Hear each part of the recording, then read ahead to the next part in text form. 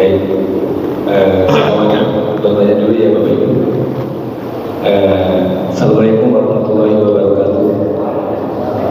Pak Kiai, ini ada pertanyaan Pak Kiai terkait tadi kajian kita mengenai akhirat, dunia dan akhirat. Siapa yang visi misinya akhirat, insya Allah dunianya enak.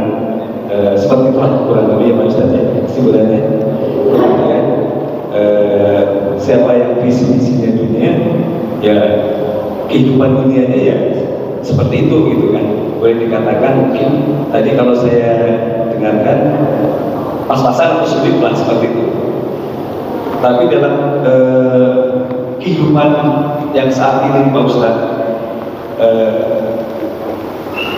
perimbangan antara kehidupan untuk akhirat dan dunia itu seberapa? Mungkin masing-masing orang juga berbeda. Karena kan kita di dunia ini kan harus berkarya Pak Ustaz.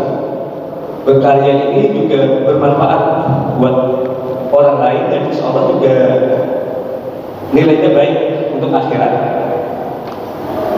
Itu yang pertama. Terus yang kedua terkait dengan pikiran yang galau atau was-was. Contoh misalnya kita punya anak mungkin sedang sekolah belum pulang, atau punya istri yang sedang berkunjung ke rumah orang tua tapi cuaca hujan belum pulang, tentu kita was-was. Nah, was-wasnya ini kita ini was-was baik atau tidak? Mungkin itu Pak Kiai. Kurang dan lebih mohon maaf dari taufik wal hidayah. Assalamualaikum warahmatullahi wabarakatuh. Assalamualaikum warahmatullahi wabarakatuh. Tanya satu-satu ya. Satu-satu ya. Yang dimaksud dengan hadis tadi, orang yang cita-citanya akhirat, satunya cita-citanya pikirannya akhirat, satunya pikirannya dunia terus. Orang yang pikirannya akhirat ini bukan berarti gak kerja sama sekali. Karena orang bekerja dunia itu kepastian, pasti. Cuma walaupun bekerja itu harus punya visi misi, bahwa kita bekerja ini misalnya buka usaha dagang atau usaha tani. Nah, usaha ini niatnya bekal untuk akhirat. Karena kita ini usaha bekal untuk akhirat, maka di dalam berusaha kita juga berhati-hati. Karena orang ini kalau misalnya usaha dagang, kalau lupa akhirat dan pikirannya cuma dunia, kadang menipu timbangan, hutang nggak bayar, ya macam-macam kan begitu. Kalau orang itu murni akhirat, pikirannya akhirat, kan berhati-hati di dalam berusaha. Usaha tetap usaha.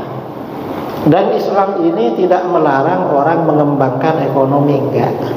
Bahkan dianjurkan ya, kalau orang itu punya lahan, dianjurkan ditanami pohon-pohonan. Mengapa? Karena itu sedekah. Ternyata orang punya pohon itu, kalau di dalam hadis-hadis ada orang menanam pohon di lahannya, lalu bunganya dimakan oleh burung, itu sedekah. Lalu ada orang lewat berteduh, sedekah juga. Atau hewan tinggal di situ, sedekah. Dan ternyata orang menanam pohon itu sedekahnya besar juga. Mengapa? Karena dari daun dan pohon itu mengandung oksigen untuk kebutuhan umat manusia itu. Artinya apa? Memang mengembangkan ekonomi itu diperintahkan, tapi jangan murni untuk dunia. Dunia ini hanya perjalanan menuju akhirat, hanya bekal aja. Jadi bukan nggak kerja. Karena orang itu rezekinya beda-beda. Ada orang itu rezekinya memang dari pegawai negeri, ada rezekinya dari guru, ada rezekinya dari dagang, ada rezekinya dari perkebunan, rezekinya dari pertanian. Dan ada orang-orang gak bakat kerja. Kalau kerja malah tambah susah, kalau gak bekerja malah tambah enak. Ada orang yang begitu memang di dunia ini gak sama. Memang Allah menciptakan manusia, pekerjaannya gak sama. Jadi begitu. Jadi bukan berarti kita agak bekerja. Bahkan ya, kalau kita misalnya oleh Allah dikaruniakan usaha, kalau bisa berkembang, dikembangkan. Mengapa? Karena semakin berkembang zakatnya tambah banyak, semakin berkembang sedekahnya tambah banyak, semakin berkembang usaha menarik karyawan tambah banyak. Berapa banyak umat Islam yang ekonominya lewat dia? Berapa banyak umat Islam yang hidupnya dari zakatnya? Berapa banyak umat Islam yang hidupnya dari sedekahnya? Dan di dalam hadis dikatakan khairun nas anfa'uhum linnas. Sebaik-baik manusia adalah yang paling bermanfaat bagi orang lain. Manfaat itu bukan hanya ceramah, bukan hanya mengajar. Jangan dikira petani itu gak ada manfaatnya, jangan dikira. Saya dulu punya guru seorang ulama sufi, sudah wafat tahun 2000. Kadang-kadang kiai ini pergi ke tetangga, ternyata tetangga ada di sawah. Karena kiai besar yang datang dipanggil ke sawah, minta maaf kiai, saya ini bertani. Kiai jawabannya apa? Lo beruntunglah kamu bertani, manfaat sama orang. Saya ini gak tani, katanya. Kamu lebih bagus. Karena kalau gak ada petani, pegawai gak bisa makan, yang punya toko gak bisa makan, kiai gak bisa makan. Wong kiai gak bertani. Makanya khairun nas anfa'uhum linnas. Artinya bagaimanapun kita mencari dunia, jangan lupakan visi misi akhirat. Dunia tetap dicari, tapi visi misi akhirat. Itu pertanyaan yang pertama. Yang kedua, kalau misalnya kita anak pergi sekolah lalu hujan lebat gak segera datang, atau istri pergi ke orang tuanya di kampung sebelah, hujan lebat sama badai gak pulang-pulang, kita cemas, lain dengan yang tadi. Itu manusiawi seperti itu. Artinya yang dimaksud kecemasan tadi, cemas tentang masa depan. Besok ini makan apa, bulan depan makan apa, anak saya makan apa. Itu maksudnya.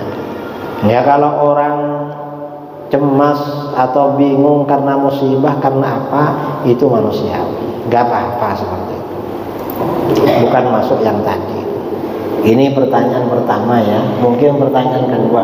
Assalamualaikum warahmatullahi wabarakatuh. Saya Muhammad Idrus Ramli. Barangkali saudara-saudara ada yang berminat menunaikan umrah akbar bersama saya sendiri insya Allah yang membimbing bulan Januari tahun 2025. Bisa menghubungi nomor yang di bawah ini. Silakan yang berminat umrah bersama saya.